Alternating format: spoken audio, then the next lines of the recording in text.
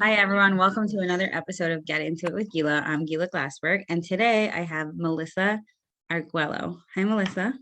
Hi, Gila. How are you? I'm doing well, thank you. Okay, so tell the listeners a little bit about yourself. Where do you live and what do you do? Okay, so hi, everyone. My name is Melyssa Arguello. This is my last semester as a social work student. I attend Touro. I am employed, but I'm also doing my internship hours at the JCC in Cedarhurst. I've been in the JCC for 2 years, and I'm just excited with all the different works I've been doing with them. Okay, awesome. So I wanted to bring you on today for a few reasons, as we discussed. So Melyssa is actually my client, and we've been working together on the intuitive eating journey. And I was going to say, I don't know about you, but I do know about you, but I feel like it's been transformative for you in your life. So could you walk us through like what your life was like pre-intuitive eating? Like, did you grow up in a very diet culture-y home or diet culture-y like environment? And like, what was it like then versus now? Okay, yes, great. Well, just to start off, you've been great. You've been bringing great support for me during this journey. So I always grew up my family come from Central America, so they're Spanish. So in Spanish culture, like diet culture is very huge. Like the first thing they ever like point out to you is like your weight. When they see you, the first thing is like, oh my God, you lost so much weight, or oh my God, you gained so much weight. That's always been a topic, and I always been in a heavier size since I was young. So that always been a comment. Like every family reunion I went to, the first thing was weight. Mm-hmm. So well, I dealt with it, I just kept with it. It was so natural. It comes to a point that you're so used to it. Like you're just like, okay, like you already know, like I'm gonna go to a family event. I mean, first thing they're gonna point out is my weight. But just get through that, then you're all set. So I kind of get adjust to that system in my mind. But then I think it was high school when I started realizing like there's stuff that I have to change. Not like have to, but I think I wanted to, because I wanted to be a little bit more aware of what I was putting into my body. So again, I come from immigrant parents, so they didn't speak English very well, but I was actually born here, so I did speak the language well. So I will go to doctor's appointment with them. So I used to drink soda, not a lot, but I would consider it was a green amount. So I started, my mom was diagnosed with diabetes. My dad was diagnosed with high cholesterol. My mom had that blood pressure. So a lot of these health issues started coming up in the family. And of course, we all eat the same thing in a household. So if we don't watch out what we eat, it can fall over. So in high school, I stopped drinking soda and juice. I went just to water and coffee. That was like my first step into like being a little bit more aware. And then in high school, I did a lot of culture, like a lot of diets, very restricted diets, like no junk food, like cookies, potato chips, like sweet bread. I cut that all off. Just salads, vegetables, no rice. Like literally was just like simple. Like it was very strict, just like lettuce, tomato, like. And rice is a big part of your diet, like what you guys eat like every single day, basically. Rice and beans is a big thing for our culture. So I cut off the rice. I remember cutting it off, and I did lose weight, which was my goal, because that was my goal, to lose the weight. But I wasn't really, it wasn't healthy, because like I remember one time I did a diet, I lost 35 pounds in less than a month. Like if you want to lose weight, that's beautiful. Like that's like, oh my God, I'm right on the right track. But sadly, after, when you're done with the culture, with the diet, you gain those pounds again, and sometimes you end up gaining like double. Right. So that was very saddening, and then it became a cycle. From that, it just became a cycle. But then in undergrad, when I went away, I actually went to New Paltz, so I went away. And that's when I first visited a nutritionist. She was just general. She was like, didn't have a specific, like interest. I just started doing like a lot of food journaling with her, and like seeing what my options were. And I got introduced to many different types of food. Then I graduated, I came back, I stopped seeing her. And then I came back and I started going, I took a 2-year break. I just kept then I was working 2 jobs, I wouldn't eat, but then I would come home like at 12 o'clock at night and I would just eat whatever was on my way. Like I would just find food and eat. Then I realized, I started getting more weight. Then the pandemic came, and of course, none of us can go out. Started eating, and then I started trying new recipes I would never try if it wasn't because of COVID, because if COVID didn't happen, I would probably be working. I wouldn't be home. But because I was home, I was like cooking, doing baking, stuff that I wouldn't even normally do. So then I started gaining weight again. But it wasn't until September 2021, I went for my annual physical. I had a very low iron level, vitamin D, all these started to come up. I started feeling very weak. I was always tired, like, and I'm always like busy, but and which I'm still am, but started seeing a change. Like I would stop doing stuff because I was just so busy. So then I actually, so I was at the JCC at the time already, and I actually reached out to my supervisor and like, because she's also a nutritionist, and like I told her list, like, like I got my blood work, this is going on. So then I started kind of doing dieting again. Like, trying to put more vegetables in my diet, more fruit in my diet, but I was just not eating a lot of like other stuff, but just because, I wanted to put my vitamin levels up again. But then she recommended me to go with you. And then I actually remember when we first met, you told me that you're more into intuitive eating and which you said it was more your relationship with food. At first, I was like, what is intuitive eating? I never heard that. It was my first exposure. But then when I started like reading a little bit more about it and you started explaining to me a lot of the different parts of it, I started realizing it's a relationship with food that actually affects. So it's hard, but I'll be honest, it's very hard to take your mind off the diet culture because we're so used to it on social media. Right. Like I'm on Instagram, like that's my main like social media platform. So I used to like just see, like lifting weights, doing this, doing that, like, let's do cardio 3 hours a day, every day. And that will kind of, be stuck with me. Like, I'm barely doing exercise, so I'm not doing nothing. But when I got into this intuitive eating, I started like learn something I think I would bring up is like the frozen fruits, like how I eat smoothies every morning. Like that's what I do. I do drinks in the morning with the frozen fruits. Like I wouldn't see that as, my fruit of the day intake. Like for me, that was like, I had to have fresh fruit. So now exploring and having different things, I have been able to see my relationship with food and be more aware and have more options and include, like now it just, at first, when I started working with you, I will like make sure I had 3 a day or, just make sure the intake was there. But now it just naturally happens. Like if I go somewhere, like I don't have to think about, like I gave an example. I went to the mall and, I got a burger, right? But I got a grilled chicken. And but I didn't, like, instead of the fried chicken, but before I would think about it, like my reasoning behind it will be because I don't want to gain weight. Now it just naturally happens. Like, I just want to grilled chicken sandwich and can I get it with sweet potato fries? Before, like the reasoning behind it has changed. And I think that's all due to intuitive eating. Right. Thank you so much for sharing that. So it sounds like when you were like, your parents were diagnosed with like diabetes and high cholesterol, high blood pressure, and that like kind of scared you. And then you started cutting out things from your diet. Like I remember you said soda and juice, and that was like kind of easy for you. Like you didn't feel like you were restricting, but then that led to more like restriction, but that also led to like severe restriction. Like you said, like no rice and only vegetables. And then that led to like overeating or binging. And then that led to like gaining back even like double what you lost. So was that like a few year cycle, or was that like did you go on like a diet every time you'd go off a diet? Would you go back on a diet? Like was it like, how did that sort of like play out? So let's say it will be like every few years, like every few years, or let's say every few months. So give an example. Let's say January, I started a diet, right? I will do it maybe until like February, March, because the thing with diet, you get bored. We do the same thing every day. Yeah. So when I would get bored, so normally it would be like a month and a half in or to 2 months. And I would see like, then, how in the diet culture say like the cheat day. So I will like cheat day, but that cheat day will last like months. Right. And then I will feel like so sad when I see that my weight started going up again. So then I would just get like in a very like sad, like, low, like sad mood. Then I will start up again with another one. I'll start searching other type of diets and I will do that.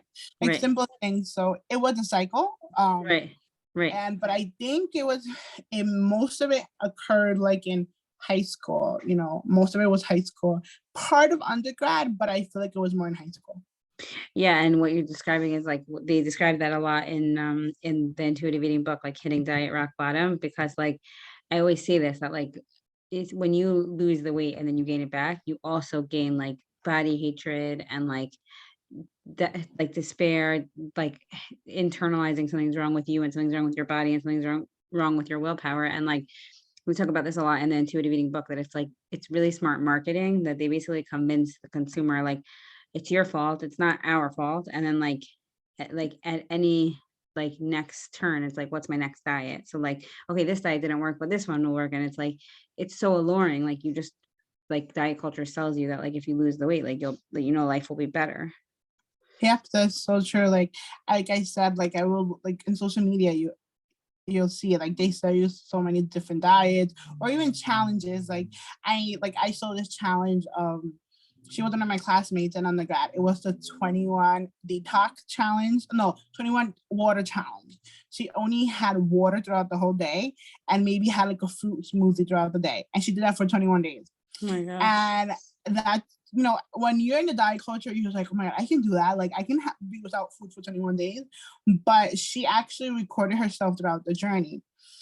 And she posted it after she did the journey, not during her journey. And then you can see in her the transition, like she started getting more weaker as she went. Like towards the end, she really pushed herself so much. Like, and she actually towards the end started doing 2 smoothies a day because she felt too weak. And I was just, but when she was in there, she wouldn't show you that part. She would show like the smoothie part, the healthy part, and all that kind of stuff. So, the media does have a lot to play with. It's curated, like also what you see on Instagram, what you see on social media is like only the good parts of dieting, only like how it's helping you, not like how you're feeling like sick or overwhelmed or totally like outer body or like ashamed you can't go to parties, isolated, like all the negative things that come with dieting. So that part's really not shown. Yeah, you actually bring up a good point about parties. Like I recall when I used to go to parties, like when I was in a diet, when I was on a strict diet, I didn't like to go to parties. Like I really like well, just wish people would invite us to parties. And I actually remember one time we were invited to one, and I actually remember telling my mom, like, what am I able to eat at this party? Like, no, because in like traditional Spanish parties, they're always gonna have pasta, rice, meat, chicken nuggets for the kids. Like they have salads and all kind of stuff. And I remember asking my mom that day, like, what am I gonna eat at this party? Should I just eat before I leave so I don't have to crave anything? And actually, because I have a sweet tooth. I like, like sweet bread and stuff and cake. Every party there's cake. And I remember telling my mom, like, I wish, because this is like this Spanish cake. It's called in Spanish tres leches, the 3 milk. I don't like it. So I remember telling her, I wish this cake is 3 milk so I don't have to. That way I will not crave it. I will desire it. And so I remember, I went and my mom was like, you get a little bit of pasta, like a little bit of this. And I really, and I have a vivid image on my plate. It was just like half of the plate was salad, and they actually had roasted vegetables. I remember they got roasted vegetables, and I remember like putting like a teaspoon of pasta just to have the flavor in my mouth. And that's all I had all night. Right. I had all night. And I just and then people at the party was like, oh my God, you're in a diet. Oh, that's good for you. Good job. Right. And I was like, they kept feeding into it. And when you hear people, like, as humans, we like to feel validated. And when they would tell me that, I actually feel fine. And then I would feel great, which motivated me to continue. But like you mentioned, you always hit a bottom rock, and that's when you're like, what am I doing? It's funny that you say that. So you're really speaking to the phenomenon of like people isolating themselves because of diets. So like they might not want to go to a party because they're scared of the food, or they might be like that. They talk about this in the book, like you're the healthy friend, like the one who's always, I was definitely like that, like going to a party and talking about why I'm only eating vegetables and like being the healthy one and everyone asking you, what should I eat? What should I not eat?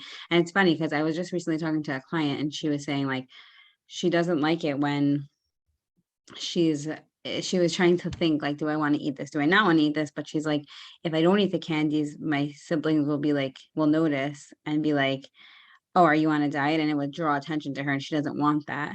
So like everyone's different, but like there's so much like lack of boundaries around people making comments about other people's plates, right? And Yes, then that's true.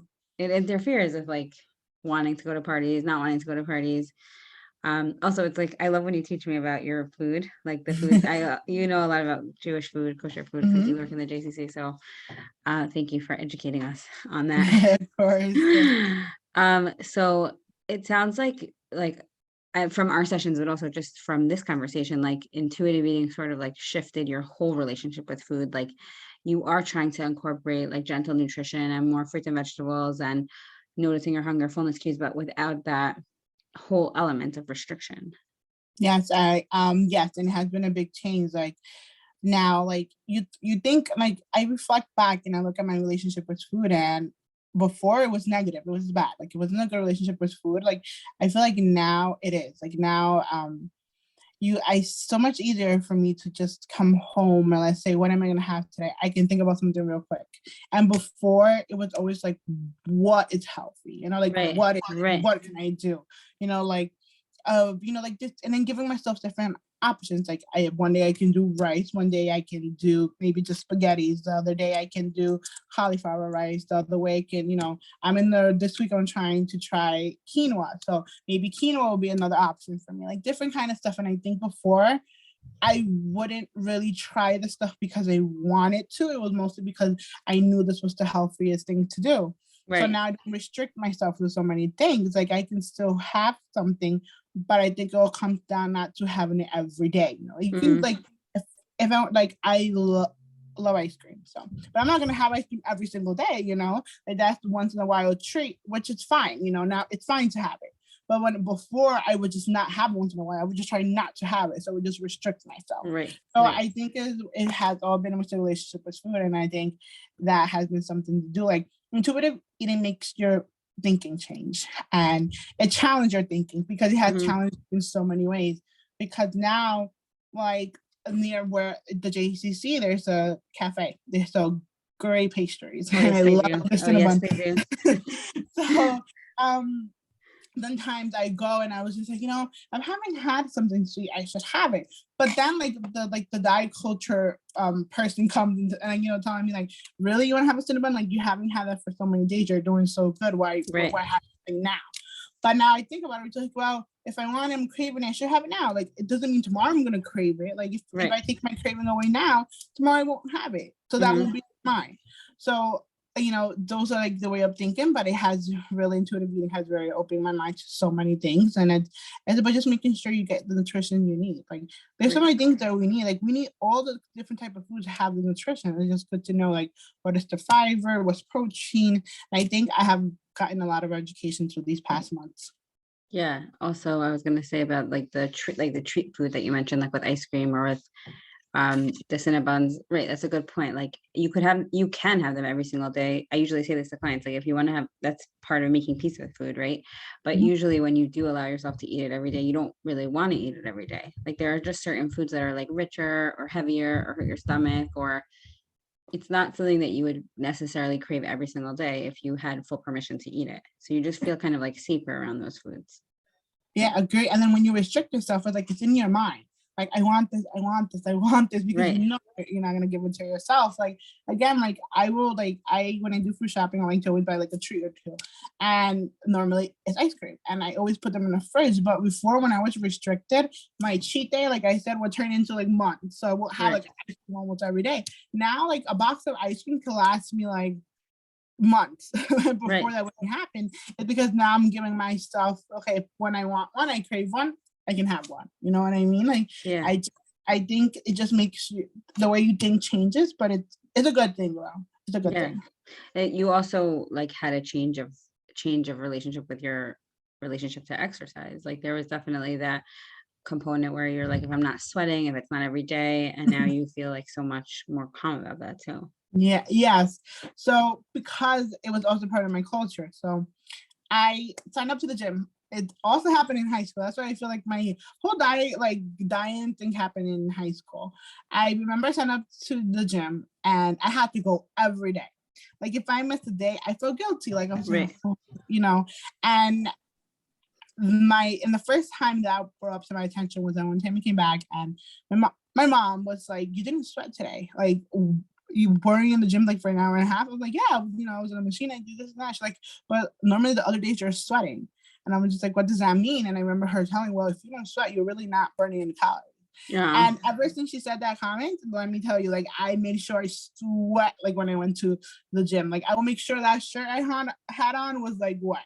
Now, like, now with intuitive eating, like just walking 30 minutes a day or just going around your block, that's exercise. So that has also changed my mind. Like, I can do simple little changes that makes a difference. Like, maybe, like, I take the bus to go to work, so maybe getting off halfway through my route and walking the other half, because of the weather. But once it get hot, more warmer, I could maybe walk a little bit more. But like, simple little changes make a big difference. Like, you wouldn't think about it. Like, I wouldn't think walking to the store can make a difference, or walking here would make a difference. For me, it would be like, well, I didn't sweat that walk, so I think that would be useful. But now, I'm able to see like little changes, and I think that has been a big help. Because now I do try to incorporate exercise every day. I don't go to the gym, but I am still doing some form of movement. Yeah, and that is definitely something that we worked on. Like, people think like, if I don't sweat, no pain, no gain, like it's not worth it. But then like, I try to show this to clients, like 10 minutes a day or 30 minutes, every other day is like 70 minutes at the end of the week versus 0 minutes because you don't think it's worth it if you're not sweating. Like, that adds up, and all types of movement are good for us. I agree. That's so true. Like, a lot of people would just like sit down and be like, well, I'm not going to the gym and not doing exercise. But you actually are. Like, I remember New Paltz, I did a lot of walking around, but I also was going to the gym. I think it was my junior year. But besides my junior year, I always will walk around campus. Like, even to go to the supermarket, I walk. And walking, yes, it's a form of movement, but also helps you keep your mind out of stuff, like de-stress. Yeah. And I think that also helps with your relationship with food. Like, being able to de-stress, keep your mind, because that's something I didn't realize, that when I was under a lot of stress, I will eat. And I will eat snacks, a lot of snacks, like potato chips, cookies. Like, I remember, like, when I used to study or write papers and I would go to the library, I always made sure to go to the store to get snacks. And so the relationship with snack was like, that made me feel good, but did it really? Like, once, like, before I ate my snack, while I ate my snack, and after I ate my snack, I still was stressed. Nothing changed. So it was just, I sometimes we use it as a coping mechanism, which it's not ideally, but it's the most easy for a lot of us. We grab food, like, okay, there we go. That's the first thing we see. And so I realized with walking, a lot of things could happen. Like, you can keep your mind off for stuff. Like, something I worked with you when I started was journaling. Like, I had experience that I was craving chips, like I wanted potato chips, but I remember, like, that's when I started being more aware. So I remember being like, but why do you really want a potato chip? Like, it just randomly happened. And then I took out my phone and just started typing, like, journaling on my phone. When I was done, like, I didn't want the chip anymore. So did I really want the potato chips, or was it because I was like feeling an emotion? So all the stuff I've been learning throughout my journey. You're such a good student. That was articulated so well. It's true. Like, what I would say, like, walking or any form of movement or exercise is multifactorial in its helpfulness, meaning, like, for some people, they love to exercise because it's fun. For some people, it really is like helping with de-stressing. And like you said, some clients have a hard time with this, but I think that it was natural for you to notice, like, yeah, I could eat the chips, but I'm actually eating them because I don't want to feel an emotion. And that like giving yourself permission to just walk and not, sweat, also was like helping you in a way that you were able to like think through your day and recognize when like triggers would cause you to eat to help you cope, versus like just walking or journaling or just like letting yourself process that like painful emotion. Yes. And it's hard, because I'm not gonna lie, it's hard. Right. It would be easier to just eat the chips, for sure. Right. But then it also makes you get to know yourself. And I think that's something a lot of us in general, like speaking, we have kind of lost ourselves with everything that have gotten, it's a pandemic, a lot of things. Everybody went through big changes in such a short amount of time. And I feel like a lot of us lost ourselves. And I think, like, I personally feel like I did lose myself a lot because it was a big change for me. You know, I was always busy. I always had a place to be. And all of a sudden I have to be home 24/7. Like for me, it was a big change. Yeah. But I also feel like intuitive eating helps you with that, to recognize your own mistakes. And I think we're all gonna make mistakes. None of us are perfect, but the important thing is to learn from them. And I think that's what intuitive eating has showed me now. Like I'm not saying my goal is not to lose weight. It still is to lose weight. But I feel like now it's happening naturally. Like I'm not putting myself on a scale every week to see like, oh, I lost only 1 pound, I only lost half a pound. Like now it just happened naturally, and I just realized it like on my clothing, you know. So it's like a lifestyle. Like that's what I also look at it. It's like a lifestyle change, but it's for good, you know. Like you learn like what how to eat and how to like not feel guilty of what you eat and enjoy your food. I know that's something we worked on too, like being mindful of if this is like what's your emotion towards the food, that you really like the food, like. And you also mentioned the hunger scale. I think that was a big thing for me because I think I mentioned this to you before in one of our sessions, that for me, like I had to have dinner before 6. If I had dinner after 6, I was like, I was gonna gain so much weight after. And that was a food rule. I challenged it. I was eating at 5, not because I was hungry. It was because I had that in my mind. Like I had to eat. And it was hard to get out of the habit. It was very hard for me.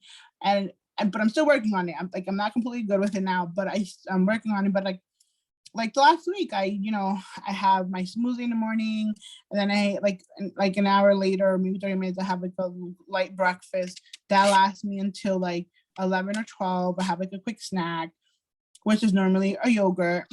And then I have like my lunch around your lunch 2. special. Yeah, like around 2. Stupid sushi, yeah. Right. And then I end up having dinner maybe until 6:37, but that's when I'm hungry. And then that lasts me until I go to bed. Like I feel fine, you know. Before, like if I eat before 6, I will be hungry like at 8 or like 9, you know. And I wouldn't eat anything because it was just so like I can't eat. I have to stop eating, you know. So and then now I do ask myself, am I really hungry? Do I really want? Because sometimes when I have like a big lunch, I'm not really that hungry for dinner, but I will have like a quick little like something and I'll be fine, you know. So all those little things we're learning. Yeah, I think that's amazing. I think that you always like articulate exactly what I would have said anyways. But I think that actually it's important for the listeners to know this, because I do get questioned on this a lot, like in terms of like when clients call me, potential clients or clients that I'm working with, a lot of them do have the goal of weight loss, and it's not really in line with intuitive eating. Intuitive eating and Health at Every Day, they're not anti-weight loss though. So like I always say, like that might not be my goal for you. Like my goal for you is to help you feel confident and calm and, you know, like good about food. Like food should not be a source of stress for you. Food should be like happiness and joy and nourishment. And so like every person will have different goals. That doesn't mean that like, you know, like I don't I don't believe in like demonizing anyone for their goals. I just think that my goal is always to like guide and help client, and like whatever goals like work for you, you know. That's true. And I remember the first session I met with you, you told me that. You asked me the question like what was I looking for? And I did tell you, like I told you I wanted to lose weight. I wanted to you know, eat more healthier. And I remember you told me like about intuitive eating and how that's not the focus of it, but you do focus on the relationship of food. And I'm happy I took the risk, because at first, you know, I was like, you know what, let me just give it a try. And it has been good. Like I'm telling you, like I think now when I look back, I really do think it's all about our relationship with food. Like it's just, you know, you're there to realize stuff that you wouldn't realize on your own. Like I feel like I wouldn't realize so many things. Like there's stuff that you point out and I'm like, wow, when I would think about that, and like then when you think about it, like I shared with you about with my dad and like how our bond when I was young, that he would always go to the store and buy me juice and chips. Like that was our like food was part of our relationship, you know. Totally. And like, and which, you know, I'm sure he never did it to harm me, but it was just a tradition that me and him had, father and daughter. Like every day he'll get me 2 bags of chips and 2 juice, one for the late night snack and one for the school the next day. So that was our little bonding, you know. But of course, you know, it's beautiful. Food is part of, you know, our life. I just think it's the way that we work with it now, you know. And I think I do think my relationship with food wasn't, negative. I think, and I'm not saying now it's perfect positive, but I think it's better. I'm not afraid to have something how I would used to now. Right. I would say that, like, I'll give credit where credit is due, just as like you're just a very easygoing person, and like I think that you're open-minded. So like even though maybe that wasn't what you were hoping to hear from our first session, like you were like, okay, cool. Like, well, the dieting route wasn't working so well anyways, And I think that kind of does speak to if we could transition into like the whole social work, your whole job as a social worker. I think that we talk a lot about therapeutic modalities. It just comes up because we both like share that interest. But could you tell us, like, I know you've told me in session, but like I would love for the listeners to hear, and also like I'd love to hear the whole story. What made you interested in being a social worker? So first I knew I wanted to do something with people, something involving helping people.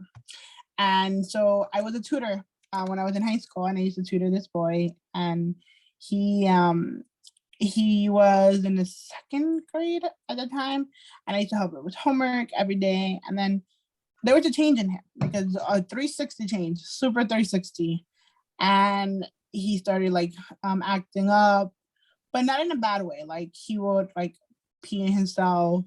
He would like, when you will tell him something, he would just like, he will listen, but he wouldn't like, he wouldn't have like an emotional response. So for me, it was okay, something's going on. But then the mother saw it as like him acting up, and I was like, right, not acting up in my mind. So one day we finished homework early, and I was like, and he liked to draw. So I put a piece of paper down and crayons. I was like, okay, draw whatever you want to draw. And he picked up the black crayon. That was for me was like, why are you picking up a black crayon? Like kids normally pick like blue, red, pink, bright colors. And he picked the black one. He drew like a house and like a kid separate like by himself, and then like three boys in the other side. That's like a person isolated and like a group of friends. Like, okay, that's not okay. So then I asked him, what did the picture mean? And then he wouldn't answer. He would just look down at me. And then I was like, like, I'm here for you. Like I told him, like, I want to help you. I know something is going on, but I don't know what it is. But I want to know. But for me to know, I need you to tell me. So then he started crying, and then he told me he was getting bullied and stuff. So I spoke with his mom, and I was like, listen, he's not the problem. Like, you need to go to the school. So you know how to talk with her. She went to the school. Now he's in high school. He's in honor student with a higher GPA. Like, and his mom said it's thanks to me, which I'm like, I was like, okay, good. But I also feel like we need to just listen to people, like pay attention to them. Like, I know myself, like I'm very, like, I feel like I'm very self-aware, and like I know sometimes we want support and we don't have it, especially like in our culture, like in my culture, like this, I come from immigrant parents, as I mentioned earlier. Everything is new for them. Like, so for me, everything was new. So I remember I was sometimes had to do stuff for myself that normally someone else who had parents that, do speak the language well wouldn't have to go through, because their parents will help them. I didn't have that. Right. But again, I think my personality is different. Like I was very mature, like I would do it. I saw other classmates that some of them dropped out, not being there, not being seen. So then I was like, I want to be a teacher. Like, I think that's something a lot of us go through. But then I was like, no, I don't want to be a teacher. And then I was like, you know what? I want to do something in counseling. So that's when I sat down with counseling. Then I was just like, I want to do mental health.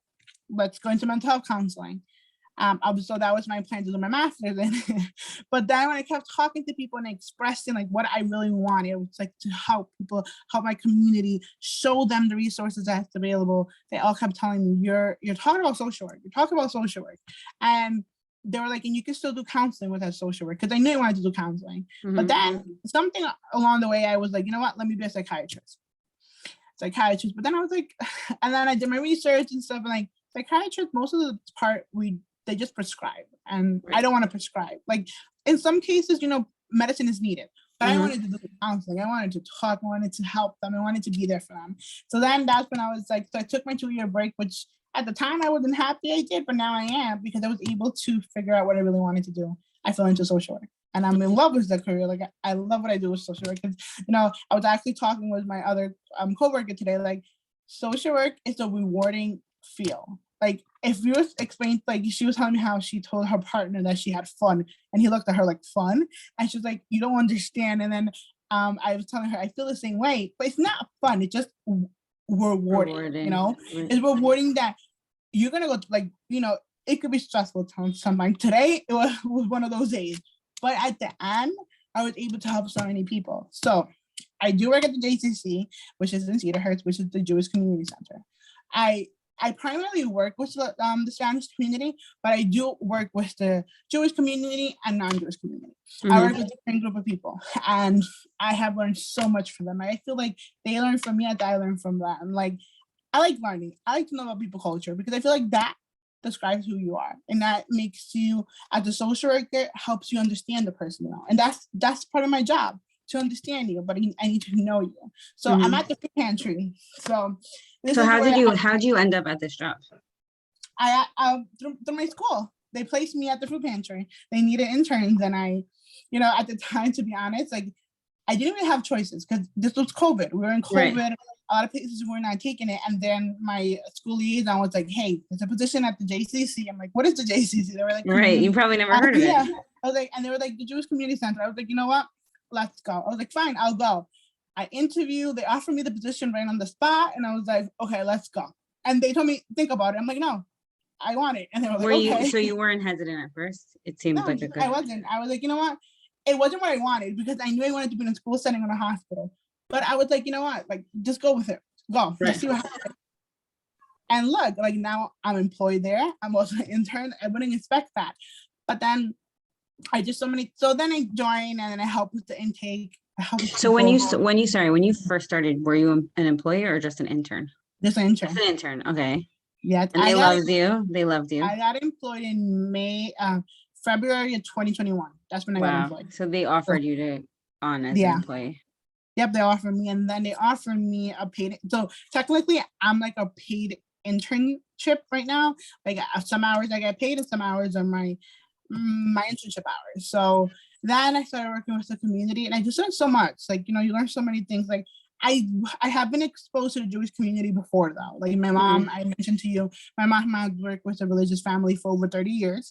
Wow. So I knew a lot. I know a lot about it. You know, I know the kosher, how they, you know, meat is separate from dairy. So I know a lot of this stuff. So when I spoke with some of these clients, like sometimes by my voice, you can tell, you know, I'm Spanish. So some of them would be surprised because they were, you know, I always will let them teach me though. Even if I know it, I would just let them speak. And then I would tell them true, right? And then I would like bring something up that they didn't expect me to know. And they'd be like, you know that? I'm like, yeah, you know. Right. There's a surprise. And that helped me connect with people. So that's where I see the food part came in, because I knew about the kosher food and how they couldn't mix this with this. So when I would connect that, I was able to connect with my clients, the ones that were Jewish. I was able to connect with them through food because I was able to understand what they were going through. Because sometimes, you know, we don't feel understood, but when you hear someone that at least knows something, you're like, oh my God, she understands me or he understands me. So I was able to do that, you know. So then, so as part of the food pantry, we take orders, right? We read off a list. And what do you do in the JCC? Because I don't know really. I do intakes. So, you know, they call in, that's the situation, explain the situation, like what's going on, like what's bringing you in. Of course, we do work with food insecurity, but we also have other programs. So we want to help them in any way, form we can. So I do an intake just to get a thing of what's going on. Then I do the food orders. I take their food orders each month and I read off a list. So this, yes or no, or yes or no. A lot of our and that's free from the JCC provides that for free. Wow. Yeah. And then some of our clients are very restricted diet, like low sodium, like low sugar. So this is where like the food part comes in. And then this is where, you know, tell them, well, we have like, let's say a low sodium. So I'll tell them, you know, I'll make sure we'll put in low sodium items in your food, or if low sugar, you know, sugar-free, if you have some sugar-free items. Some of our clients are gluten-free. We do get some gluten-free donations. So we put them aside for a gluten-free client. So we try to help everyone as we can. So when I started to connect with the intuitive eating, sometimes before I started intuitive eating, I will find myself stuck when people ask me questions about, like, you know, I'm trying to lose weight, but I don't want to eat this. Can you just give me this? again, I would just be like, okay, if that's what the client wants, fine. But now that I've, am with intuitive eating, I feel like I'm a little bit more helpful with my clients. Like when they ask me something, I'm really trying to lose weight, but I really like grains, but I don't want to try something new or something. I tell them, actually I have tried this and it has been something good to me. I'm like, give it a try this month. I tell them, you know what, if you don't like it, then next month get your regular thing again. And like, what, thank you, that's a good idea. And they do that. So people have done that with barley, quinoa, and brown rice. But the most common is the brown rice. I'm switching from white to brown. So I was like, this actually one client, I told her last week. I was like, why don't you start with the switch to brown rice? I was like, let's see how it tastes. I was like, and then I asked her, what do you typically put on your rice? And she told me, I put veggies and I put so like sometimes she puts corn. I'm like, fine. I'm like, do that to the brown rice. Let's see how it goes. And so that, and I told her, if you don't like it, then what? Next month, let's get white rice again. Or we can try, So, but before I wouldn't say that to them, before it was like, okay, they don't want rice, so let's go to the next one. Like, now it's more like, we all have to eat. We all should be researching ourselves. Let's give ourselves options. So that has been one too. With the yogurts, a lot of people say, oh, some of the yogurts are so high in sugar. We have vanilla yogurt and we have fruits. So I tell them, well, why don't you just get vanilla yogurt? Let's get some fresh fruit, put the fresh fruit on your yogurt. I'm like, that can be a quick snack, a nice snack to enjoy. A lot of these things seems like common sense, but it's not, because I went through it myself. Like, I knew I could put fruit in yogurt, but I wouldn't take the initiative to do it unless maybe someone were suggested it. And then you suggested so many things to me that I have tried. And yeah, they're there, but unless someone tell you how the experience has been, you're willing to take the experience. And that's what I realized. So I've been able to connect intuitive eating with the work that I do at the JCC. Yeah, I love that. I know that I had this sounds like similar to what I was doing when I was an intern at God's Love We Deliver. I don't know if you ever heard of that, but that's not a food pantry. That's a prepared food for people who have like certain illnesses that they can't cook or travel. And we would deliver like some of them were like renal diets, and some of them were low sodium, low sugar, and talking to the clients on the phone. So there is that big overlap with the dietitian and the social worker, because some things we suggest, and sometimes it's the social worker that suggested. But I think it's amazing that there are therapists who are trained in the intuitive eating way, or health at every size aligned, and there definitely is like, it's what the way you're talking about is so much more, like I always talk about this, like suggestive and supportive, and like with that self-compassion, instead of like, you shouldn't be eating that, like no one really responds well to that anyways. I'm not really sure why that's how I was trained. Like I remember when I was first working as a dietitian, I felt so much like the food police, like telling people what they should and shouldn't eat, and I hated it, but it was like so much part of my role. And that's why I love like just incorporating intuitive eating into so many different areas, like instead of it being like strict and like prescriptive, it's much more suggestive. Yeah, it is. And then I get you don't realize it when you're doing it. Like I remember like when I first did it the first time, I was like, wow, I suggested someone something new today, and it's been positive. And then they call the next month, they're like, actually last time you made me try this and actually I like it, let's go with this one, but this time what do you recommend? So it's just kind of, you build a relationship with your client. And that has always been my goal, that I want to build relationships. And when it comes to like the Latino community, we do use a lot of sodium. And I think I mentioned this to you.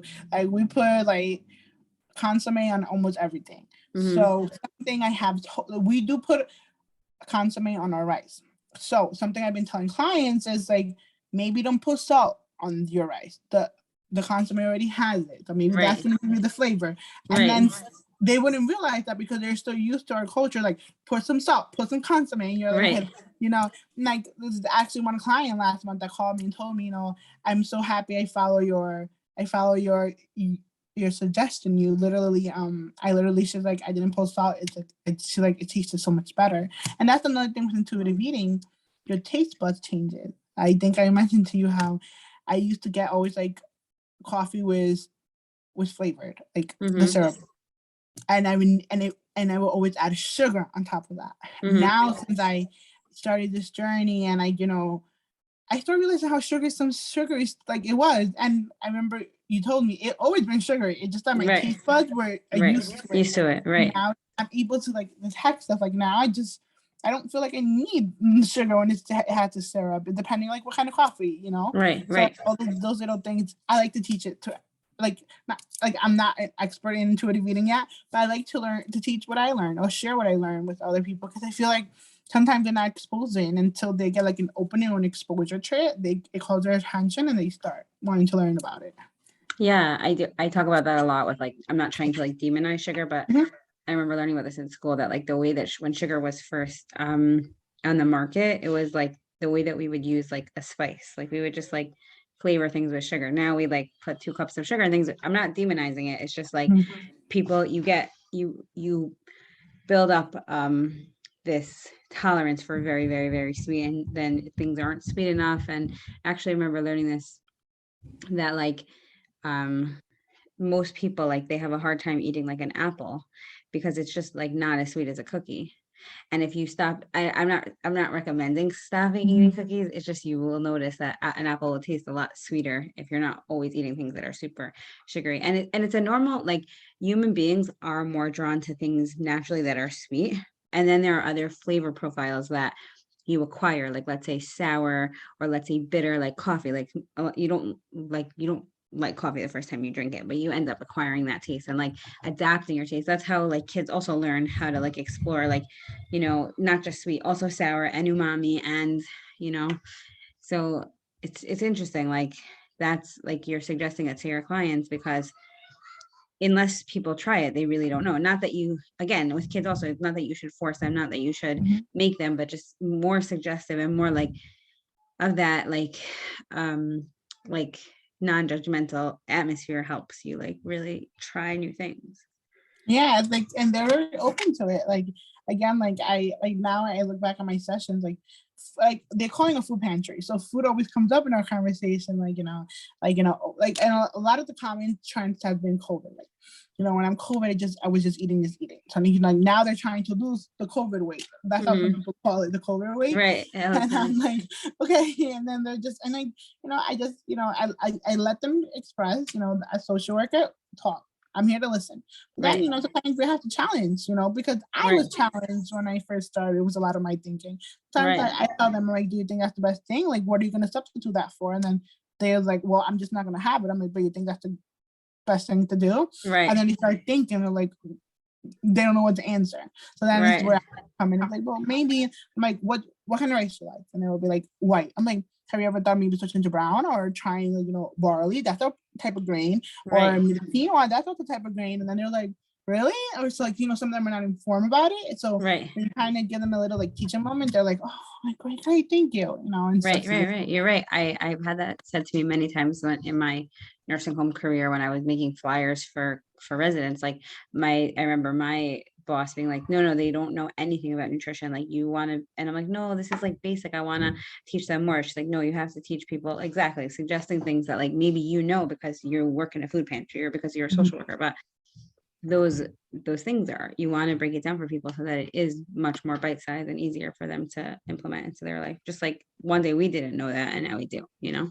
Yeah, and like especially the food pantry at the JCC, their goal is to be like a healthy pantry. Like you're going to pantry, but still you can still have some of the good resources, like the food, just know how to pair it with stuff. Like I'm a big one that we tell our clients, because we each month they get some eggs. We can make an omelet, a veggie omelet, some mushrooms, some spinach, like what kind of vegetables you like, and then they tell you, right, put that in your omelet. You have a good. And I remember you telling me the dietitian that recommended me, actually, like she would give out recipes, right? Like she would give out recipes to clients. Great. Yeah.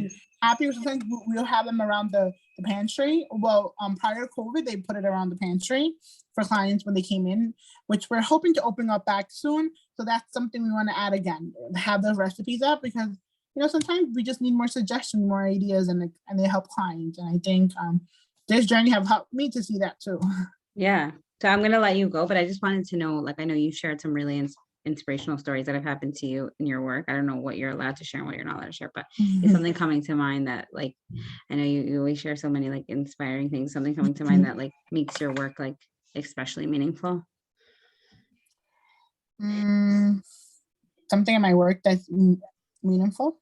Yeah, like I don't know what you're like allowed to share, but like stories of like when certain clients were able to get like more money around the holidays and how like excited they were, like things like that. So we have a program called Neighbors in Need, that's during like Hanukkah, and we nominate social workers. All the social workers in the JCC, we nominate clients, and It always makes me cry. I did this for the first time last year as an intern. And I'm never gonna forget, I called this client and I was just like, hi, I just want to inform you that we nominated you for this fund and we got approved. So you're gonna be getting, I think she was getting like $500. She started crying on the phone and screaming and telling me how that was a gift that came to her. Like everything, she told me her whole story. Like I wouldn't believe it. Like she was like, "You're helping me so much. It's been so happy. Thank you." I had a family that she was worried that she was not going to be able to buy gifts for her kids for Hanukkah, and the gift was like the money. Wow. She literally told me like, you guys right now are saving Hanukkah for my family. Wow. And these are like I mentioned before, social work could be, I'm not gonna say it's an easy career because it's not, but it's a rewarding career. And I think that's what's worth it for us at the end of the day. Like everything we do for these clients, like it's not gonna be easy for us to get them what they need. But when we get it for them, it's such a rewarding experience. You help them in so many ways without realizing it. And then I think that's the main goal for us, like help them, help they get, like change Hanukkah. Like, amazing. You know, Hanukkah is a big holiday. Like why will, something simple, it's just such great. Like I had someone, the money that she was able to send it to, she was able to celebrate the holidays and have food on her table. Right. And if it wasn't because of that, that wouldn't have been possible. So that's what I love about social work. And we're excited to be in this field. Yeah, that's an amazing story. And also, like, I don't know if it's okay to say this, but I also know that like, because like you are Spanish and you're working in a Jewish community center and some of your clients are Jewish and some of them are non-Jewish or some of them are Spanish, like you do see like the gamut of like how, certain people are stereotyped and it's not always like that. And it's that you've shown me a perspective that I don't always get to see. So I appreciate your perspective. And if maybe we can make a pitch for the JCC, if anybody's in need, they could reach out to you, or how would they reach out? Yes. So they can reach out to us. They can reach out at the Food Pantry. The phone number is 516-234-6020. You can speak, you can always just press 105, which that's my extension, or you can just ask for Melyssa, or you can ask for a social worker, and we'll be able to help anyway. Or like I said, we're here. Everything you speak with us is confidential, but we don't let anyone know, because I know that's a big concern for many of our clients. For sure. Whatever you speak with a social worker, it stays between you and the social worker. And we're here to help ananyway. And if we don't have the resources, we find the resources for you, and we'll guide you. This girl will find you the resources. Okay, thank you so much, Melyssa. I'm gonna put all that in the show notes so that people really can reach out, and I'll put it on Instagram, I'll put it on the podcast, I'll put it on YouTube. And thank you so much for coming on. I honestly learned so much. I love working with you. I love how vulnerable you are, open to sharing, really showing people how this journey is transformative in your personal life and your professional life. And this has been amazing. Thank you. Thank you, Gila. Thank you so much. Okay, have a great night. You too. Okay, bye.